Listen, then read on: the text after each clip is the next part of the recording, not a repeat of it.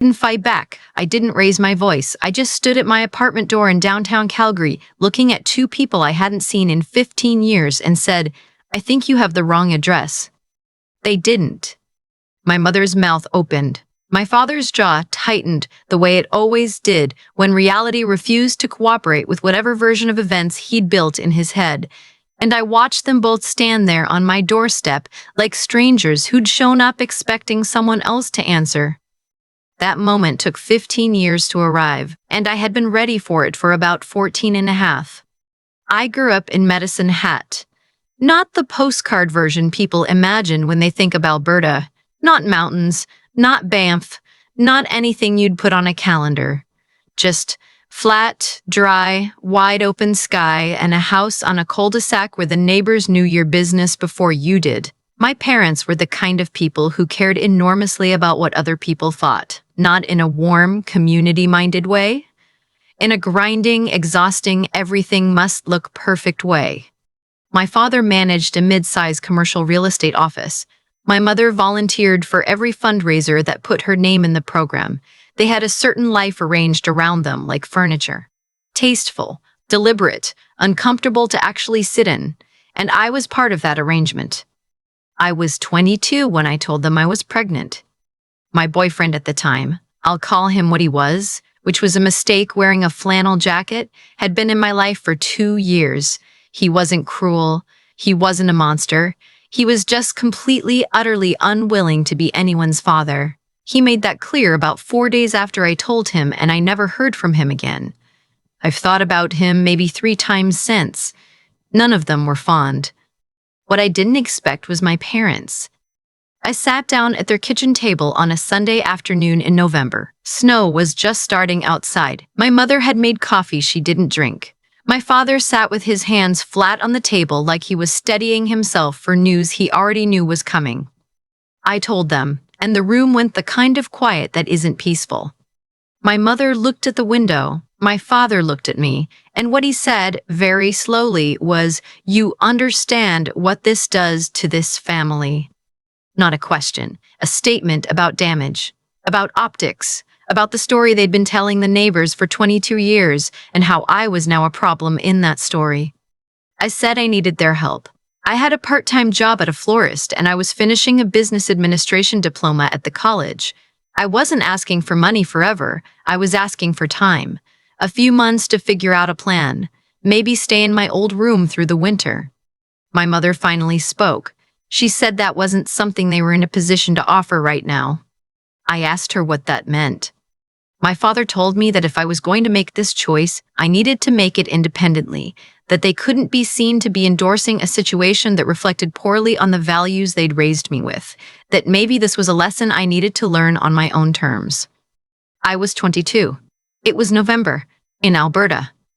I drove home to my apartment, a bachelor unit I split with a roommate, and I sat on the edge of my bed for a long time. I didn't cry right away. I was too stunned for crying. I just kept turning over the word endorsing in my head because I couldn't believe my father had used it, like I'd asked them to co-sign a business venture, like I was a liability on paper.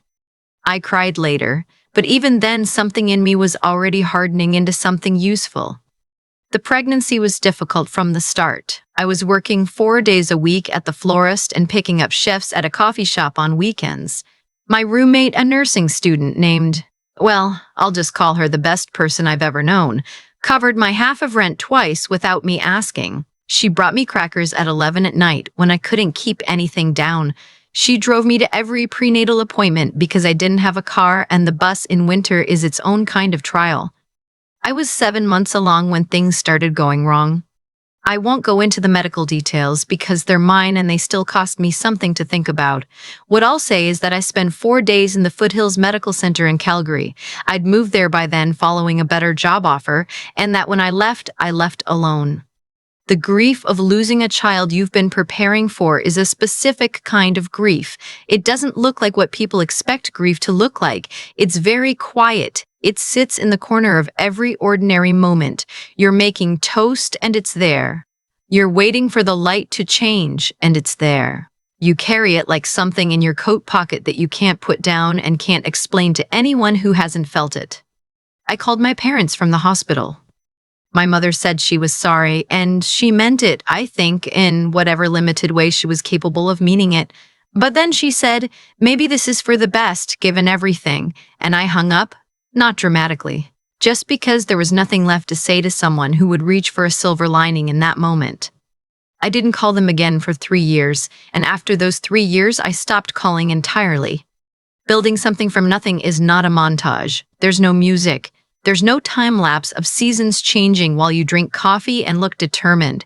It's just one boring, hard day after another, and you keep going because the alternative is worse. I finished my diploma. I got a coordinator position at a small property management company in Calgary. The connection to my father's industry was accidental and, frankly, annoying, but I was good at it. I understood numbers. I understood how buildings and leases and people's expectations worked together and fell apart. I took every course I could get subsidized through work. I got my real estate license at 26. At 28, I had enough saved for a down payment on a small condo in Inglewood. I bought it. Fixed what I could fix myself. Learned what a cap rate was. Learned what a vendor take-back mortgage was. Learned that a lot of what people treated as mystical financial knowledge was just vocabulary they'd never bothered to teach you in school. I sold that condo 2 years later and bought a duplex. I was 31 when I started my own small property consultancy. Just me, a website, and a referral from a former colleague who trusted me more than I trusted myself at the time. Within 18 months, I had 4 employees and a client list that kept growing because I did what I said I would do and I answered my phone. I won't tell you I was happy every day. I won't tell you it was clean or linear, or that I never sat in my car in a parking lot at 7 in the morning and thought about how different things might have been. I did. I thought about the baby. I thought about the version of my life where November went differently. I thought about those things, and then I went inside and I did the work, because the work was something I could control, and grief was not. That's not strength necessarily. It's just what happens when you have to keep going, and you do. I was 33 when I met someone worth keeping. He was a civil engineer, recently transplanted from Halifax, with a dry sense of humor and the habit of over-researching every restaurant before making a reservation. We met at a work event. Boring origin story. Good outcome. He made me laugh genuinely for the first time in longer than I could remember. He was steady in a way I hadn't known to look for. Not dramatic, not sweeping, just reliably, quietly there. We moved in together after a year and a half. He proposed on a hiking trail near Canmore on a gray October morning. No audience, no performance, just him and me and the mountains and a ring that fit. I said yes before he finished the sentence. We got married in a small ceremony in the spring, 26 people. His family from Nova Scotia, a handful of close friends, my colleague who'd given me my first real break, and my roommate from the early days who drove 4 hours from Red Deer because of course she did. My parents were not invited. That decision was made quietly, without ceremony, the same way I'd made most of the important decisions in my life. No announcement, no confrontation, just an absence where they had forfeited the right to be present. We bought a house in Altadore. A proper house, not large, but solid, with a backyard that my husband immediately began planning a garden in with the same thoroughness he applied to restaurant research. I watched him out there one evening in late spring, measuring beds with actual measuring tape, and I thought, this is what it feels like to build something that stays. The letter arrived on a Thursday. My assistant brought it in with the rest of the morning mail. It was handwritten, which was unusual enough to register. The return address was Medicine Hat. I set it aside. I got through my 9 o'clock call. I looked at it again. I opened it. It was from my mother. It was 3 pages long, and it said many things, but the core of it was this. My father had been diagnosed with a serious illness. They were not doing well financially. Decisions had been made over the years. My father had over-leveraged some commercial properties. The market had not cooperated. There were debts. They wanted to reconnect. They wanted to see me. They had been thinking about me. They hoped I could find it in my heart. I read it twice. I put it in my desk drawer and I left it there for 11 days. On the 12th day, I took it out and read it a third time. I wasn't looking for something I'd missed. I was checking myself, checking whether in the intervening 11 days I'd developed a different feeling about it, whether time had softened the edges. It hadn't. What the letter did not contain? An apology. Not for November in their kitchen, not for the word endorsing, not for the phone call from the hospital, not for 15 years of silence that they had chosen as much as I had. What it contained was a need, and the assumption that need would be enough. I wrote back. One paragraph. I said I had received her letter and I wished my father a comfortable recovery. I said I was not in a position to offer financial assistance. I wished them both well. I didn't hear back. I didn't expect to. They showed up 4 months later. It was a Saturday morning in early September. My husband was at the farmer's market, a weekly ritual he took very seriously, involving a specific vendor for heritage tomatoes and another one for aged cheddar. I was in the backyard with coffee when the front doorbell rang. I wasn't expecting anyone. I went to the door. My parents were standing on my front step. My mother had aged in the way I'd expected, carefully, effortfully, still with her hair set the way it had been set for 40 years.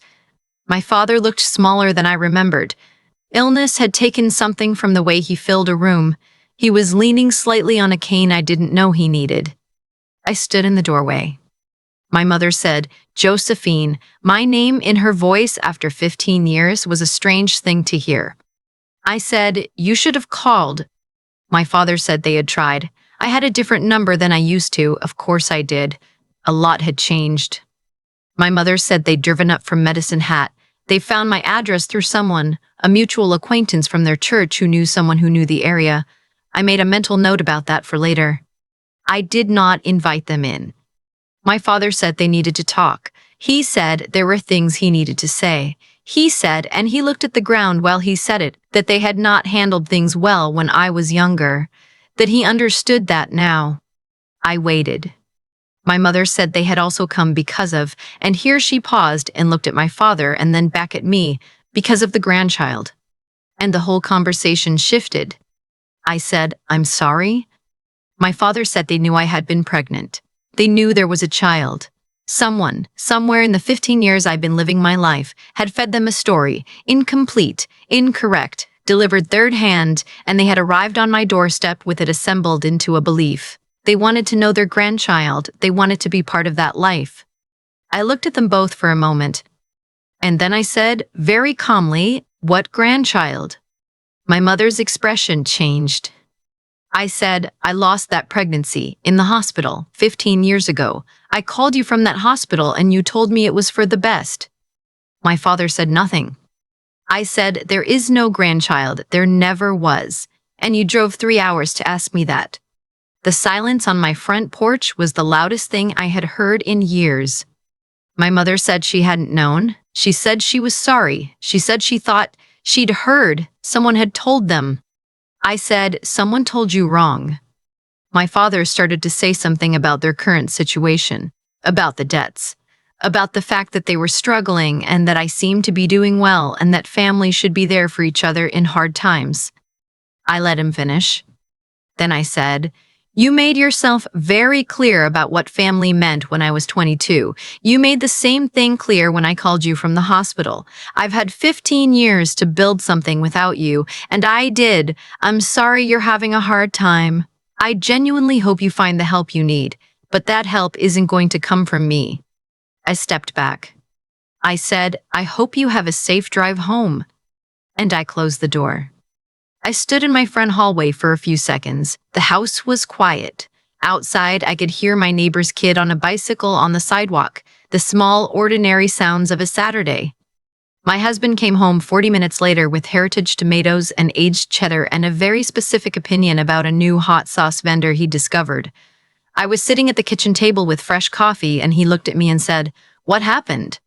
I told him, all of it, from the doorbell to the closed door.